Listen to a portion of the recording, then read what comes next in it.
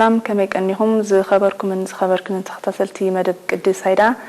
نايلوم مدبنا بقار أتعلى لي أقولعو أبزبل مدب أتفكرنا أنا كنزتي أبز مدب زي مبره كبلنا أبسرنا عدي ميزلهم كبر أبتي قصته خوينو مينستر عيون سبقاوي دحنات دسرح خوينو كم كيلا دحنات قلع خوينو دما زعي زلعو هراي كبر أب بسمين بسم تختصلتي مدب قدس هيدان أدمينا أخبيرك أبز بمركبك أزي دمسكن كم مفلمي مدبنا كوننا قلعة زبال منيو كابكن دي أدمي خذ جمر هراي يغني لي أنا ونكم نجار نزجوركم لي أدمي يمسكن أقدس النت نايزي أرستي ترديكم كنزاتي له ممرأسكم من دقي ما يمسكن بكم مقصالة بتحطونات كي كمتس قلعة كنبل كلنا تحدي زعبي نتقوم له مفلي كاب كالوت عدمي سلازي بمسارة عدمي خنريان كلنا بحفشة قلعة لنا نصوات حتى 18 عامت زعد مئساب مالتي ولا أبسبيلا وحقي ناي ارترا سفيرو خمزلون أخل سبز بهال 18 تمس ملأيو سلاز بز مسارة ترينات حتى 18 عامت زعد ميو قلعة مالتي كالي بتي محبراو طبيعت قلعو مني وي قلعة مني خنبل تدأخوينهم تمساسالي مسنا ادميهم زخيد قلعو جرهنياتات نصوح أمره زلوهم أبتسخا تدليه ويبتحبرة السب زدليه ختم أزمة متخيل نصوح أمره زلوهم يمكن بلوم نخيل مالتي. عليك كابزا كتب لنا صراحة تمركزنا أتعلى ليه قول عقل بالكلنا قن مهنياتو قول عازب الكايات كبعسر شو منتن تحت عام الزليخات نقدر نزلها تخيل زلويم سلازة أتعلى ليه قول عتكن بالكلنا. بو أقداسيتي هذا حتى من الوقت قلعو كلاتنا خمن سوا معلو تركبتي ناي هاجريم سلازي هاجر كركوب تدأخوينهم كأولي اللوم مالتي تزدل على آخر خبر لهم سلازي على قلعوي حتى على قلعو كنبل كلنا حدا كم فلت أزل لنا كم ولدي وي كم علي تقلعو كيناتي مسيرة ونجرات من ملا زخيد مخاني تعالى مالت مسيرة ونجر كرخبو كم كل سوي كم كل فطور أقداسي كأوز حلف جن كله يتدأ كوينهم كمعبولن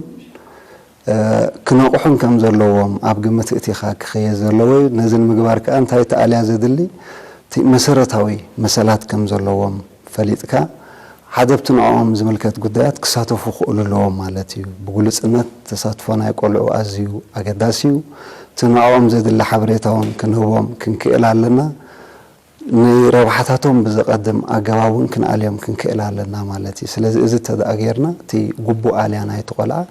كرجاجت يخيلي تساتفنت ناتهم نروحهم بزحلو أجواب ندحناتهم نعبيتهم بزقل أجواب زجبر ممئزان علينا يقلعوا إلنا نصوع مالتي أبزناي ملاي يقلع بزحنا جرالو تزربوا مالت حج حدا جزء ناب حدا ولادي ويك أنا بحنتي ولاديت دوجن له نجارات على حجي أبتي حلفنت نيموسات أبزناي على قول عنو بلازلنا مني حلفنت قصد له بوجن أبو يخون بوجن عدة تبو حجي حدا خبتي على قول مني خساتف قبل كبهال زكاء حتى أزي أقداسيو انتايجن حجي حدارك جمر كلخاسي تي زعابة تأتوا مبصعة وتي زعابة علامة حدارسي قلعوا وليد كأت خازخانو تكأتنات كأتنا حجر تكأت ولده زخانو قلعوا مفراي وي قلعوا مولادي حجي تي زعابة مدلاوك جبروا لزلون كابزيزي جمر مالتي حدار مرعت زغل لخون يخيليو أب حدارتي زخبة دقن قول عام إلاي قليل حلافناتك مسير خيل جن زخبة دي سلازي قول عام إلاي نحدا وجن تراي زقدف أيقونن كلتي ولد بمعرة كساتو فلوس اللوام مال سلام تاي كبيس رايب ندت راي أنت قديف كا سقط اللوا نبض راي أنت قديف كاون سقط اللوا سلازي تي بمسرته أب إلاي نقول بقدامنا حلافنات زحتوت ويكوس زلوم ولديهم مالتي بمعرة سلامتاي أبجزاي تقولها مجمرتا تألياز جمر سلزي أدي كاوناو قرب بزلا عليه قولها تأليا سلامتاي تركبنا قولها أبجزي متواوا بكال إزبز ساعات مسدس لزلوا مالتي جن كابزي حس أصلا جميرو نايبو ፍቅሩን ክረክብ ስለዘሎ አቦን ከአለለው ማለት ተሐጋገዝ አለው አብትገዛ አህዋቱን አለው ማለት አህዋት አለው አቤት አህዋቱን ተርኦም ይጻወትዮም ነተቆላን ምእላይ ንምእዛን እዙን ተሕብረተሰብና ዝርጉሕ ስለዝኾነ አቃሊልካ ዝርአ አይኮነን ማለት ተቆላን ዳዕበ ከይት ከሎ አምላዩ ተራዝ ወስዱን ጎረባብትሎ ትቆም አለው በአቢኡ ማለት አብ ገዛ ጥራይ ትገብሮ አልያ እኹል ስለዘይኮን አብ ጎረቤቱን የምእዘን ኣብዚ ሕጂ ጽቡቕ አለው አላብቲ ባህልናትና ወንተሪና ቆልዓሲ ዓዲ ትዕብዮ ዝብል አባህል ኣለና እንታይ ማለት እዩ አይ ወላደይን ኢልካ ሸለል ኣይትብልን ኢኻ ክጋገ ከሎ ስነ ምግባር ክህልዎ ክፈልጥ ኣብ ሓደጋ ከይኣቱ ተኣልያኻ ማለት ስለዚ ኮሙን ዝለዓለ ተራ ይፃወት እዩ ኣብቲ ጎረባብቲ ዘሎ ኮም ማለት ካብ ቆፂልካ ሕጂ ምዚ ዘለናዮ ናይ ትምህርቲ ዘመን እዩ ናይ ፍልጠት ዘመን እዩ ቆልዓ 4 ዓመት ጥራሕ እዩ ከይተማሃረ ገዛ ከባቢኡን ጥራይ ፀናሓለን ድሕሪ ግን ትምህርቲ ስለዝጅምር ኣብ ቤት ትምህርቲ እውን መምሃራን ዝለዓለ ተራዮም ዝፃወቱ ማለት ስለዚ ተኣልያ ካብ ገዛ ጀሚርና ናብ ኮም ናብ ቤት ትምህርቲ ናብ መዛኑ እዩ ዝኸይ ስለዚ ኩሎም እዚኦም ተራ ኣለዎም ኣብ ምእላይ ናይ ዝቆልዓ ስለዚ ምእላይ ናይ ቆልዓ ንሓደ ወገን ዝግደፍ ከም ዘይኮነ ተማላሊእካ ዝኸየድ ነዊሕ ስራሕ ኣትካም እውን ምዃኑ ፈሊጥካ ክትገብሮ ዘለካ እዩ ማለት እዩ ሃረ ሕጂ ከም ዝፍለን ፀንሕኻ ዳርጋቲ ኣተኣላልያ ወይ ከዓ ዝኣልያ ናይ ቆልዑ ኣብ ገዛ እዩ ድጅምር ብቐረባ ከዓ ሕጂ ክትረኽቦ ትኽእል ዓዲ እዩ ዝብል ዘረባ እውን ትሰምዕ ኢኻ ሕጂ እንታይ ኣቲ ዝበዝሐ ግዜ ምስ ዓዲኡ ዝውዕል ኮይኑ እታ ጓል ኣንስተይቲ ንባዕላ እንታይ ክትቀስም ዘለዋ ኣብዚ ናይ ኣልያ ቆልዑ ሕጂ ምናልባት እንታይ ንስራሕ እዚ ክፎኩስ ተደኣ ኮይኑ ተናየደ ዘሎ ሸኽሚ ክፎኩሰላ ተደኣ ኮይኑ ኣደ ጥራሕ ይኮነት ናብ ምእላይ ቆልዓ ክትቀስም ዘላ ወላ ኣቦን ወላቲኦም ካልኦት እውን ከም ዝቀዲምና ዝበልናዮ ኣድካሚ እዩ ነዊሕ ስራሕ እዩ ክትሕለለሉን ዘይብልካ ስለ ዝኾነ እቲ መሰረታዊ ነገር ቆልዓ ኣብ ምእላይ ክልቲኦም እዮም ክፈልጡ ዘለዎም ማለት እዩ ኣቦን ኣደን ብማዕረ ከም ዝብፅሖም ፈሊጦም ተደኣ ተፈጊሶም ነቲ ቆልዓ ከኣልይዎ ይኽእል እዮም ሕጂ እንታይ ኣብዚ እቲ ስድራ ዝፈጥሮ ሃዋህው ኣብ ምእላይ ናይ ቆልዓ ኣዝዩ ወሳኒ ኣብቲ ገዛ ዘሎ ሃዋህው ኣዝዩ ወሳኒ ስለዚ እቶም ቆልዑ ናይ ስድራ ፍቅሪ ሃልይዎም ከዓብዩ ተደኣ ኮይኖም ከዓ ክልቲኦም እዮም ክሳተፉ ዘለዎም ሕጂ ኣብዚ እንታይ ፀኒሑ ከም ባህሊ ሕጂ ኮንዳ ተቀየረ ዝመፅእ ዘሎ ፅቡቕ ኣንፈት እውን ዘርኢ ዘሎ ኣቦሲ ካብቲ መሰረታዊ ነገራት ምቕራብ ሓሊፉሲ ኣብ ምእላይ ቆልዓ ክሳተፍ የብሉን ዝብል ኣለዎ ማለት እዩ ከም ሰብኣይ ክመስል ኣለዎ እንታይ ከምስ ቆልዓ ክውዕል ገለ እዚ ግን ሕጂ ተቐይሩ እዩ ቆልዓ ምግቢ ጥራሕ ከም ዘየድልያ ቀዲምና ኣብቲ ኣልያ ክንዘራረብ ስለ ዝፀናሕና ሕጂ ክፈልጥዎ ዘለዎም እንታዮም እቲ ቆልዓስ ናይ ክልቲኦም ሓልየት ከም ዘድልዮ ማለት እዩ ሕጂ ኣብዚ እንታይ ንኣብነት ብናይ ኣደን ተደኣ ጀሚርና ዝበዝሕ ምስ ቆልዓ ትውዕል ስለ ዘላ እቲ ጠባይ ናይቲ ቆልዓ ክትፈልጦ ትኽእል እያ እንታይ ዓይነት ኣልያ የድልዮም ክትፈልጥ ትኽእል እያ እቲ ኣቦውን ብተመሳሳሊ ኣገባብ ክፈልጥ ኣለዎ ማለት ሕጂ እንታይ ቆልዓ ከከምቲ ዕድሚኡ ዝኸይድ ፅኒልካ ምስማዕ ክህሉ ክኽእል ኣለዎ ማለት እዩ ምስ ቆልዓ ግዜ ክህልወካ ኣለዎ ፅኒልካ ክሰምዖ ኣለካ ጠባይ እውን ክትከታተል ክትክእል ኣለካ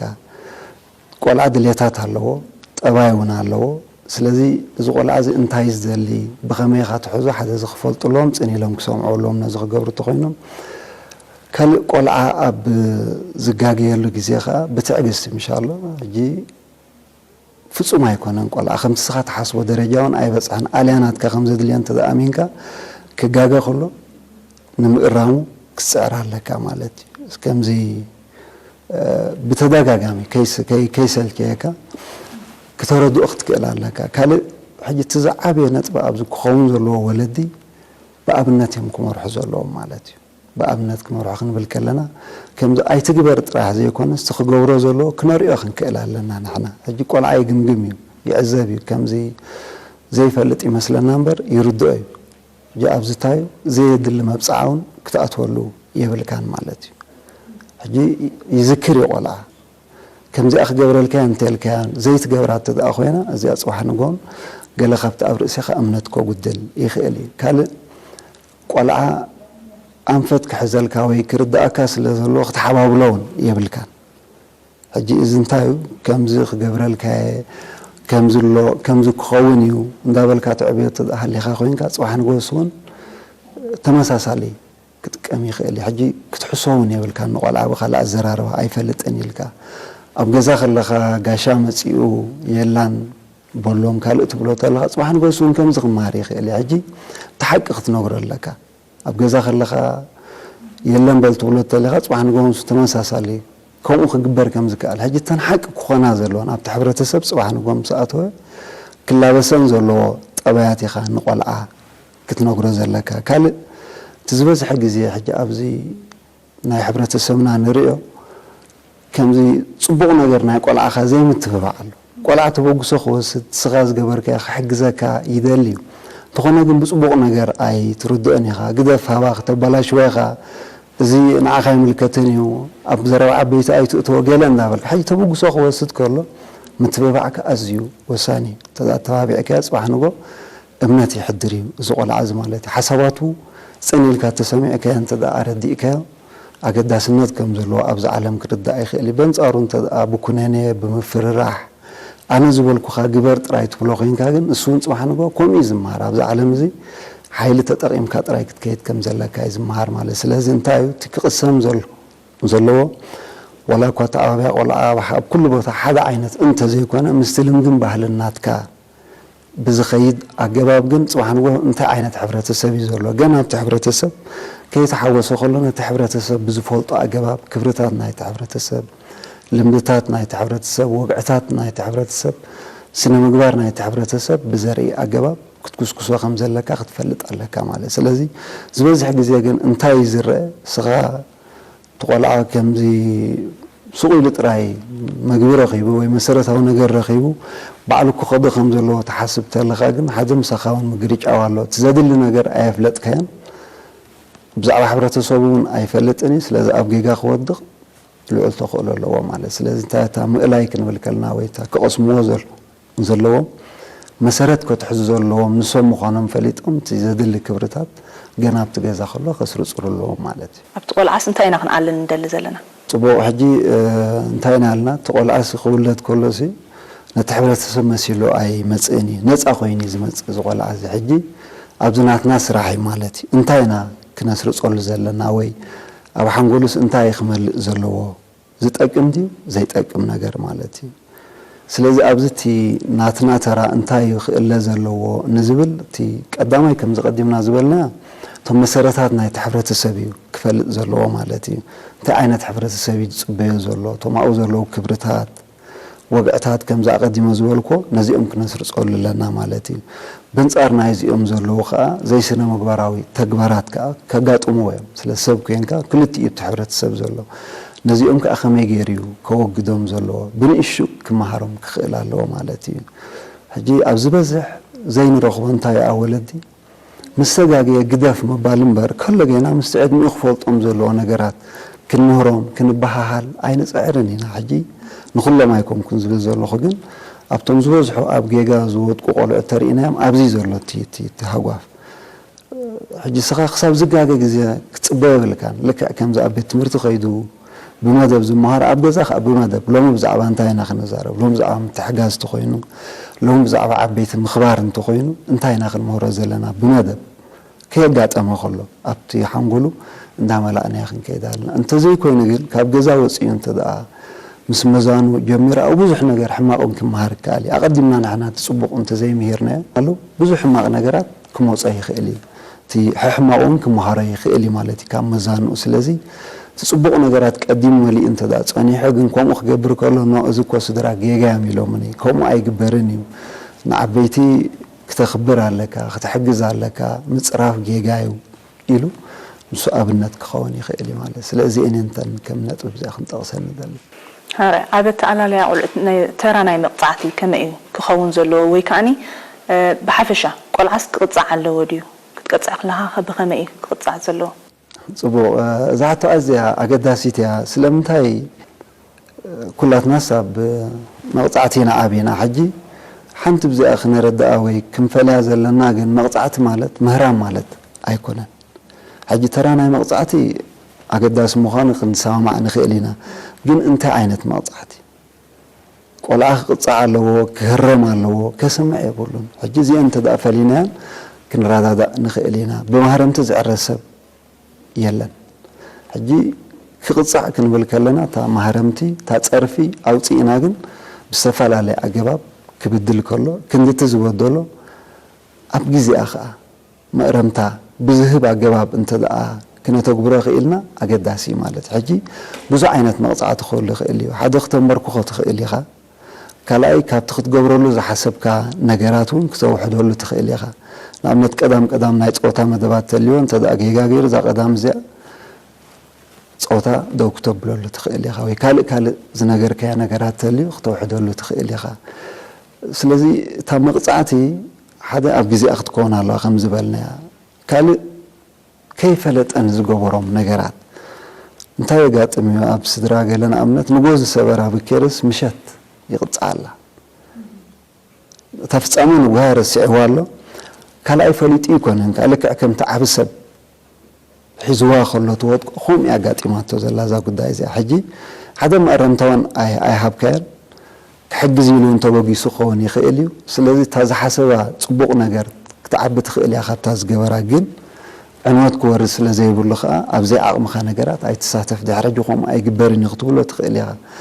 እቲ መቕጻዕቲ ሓደ ከም ዝበልና ብግዜ ካልኣይ ክንድቲ ዝበደሎ ነገር ክኾን የብሉን ካብኡ ክዓቢ የብሉን ካብኡን ክንእስ የብሉን ማህረምቲ ጸርፊ ከዓ ክኸውን የብሉን እዚ ተለማዳ እዩ እዚአን ንዕብደት ናትካ ክትገብረን ትኽእል ኢኻ ቆልዓ ንምእራም ግን ቀጻልነት የብለን እንዳለመደን እንተኸይዱ ወላ ሓደ ጽባሕ ንጎ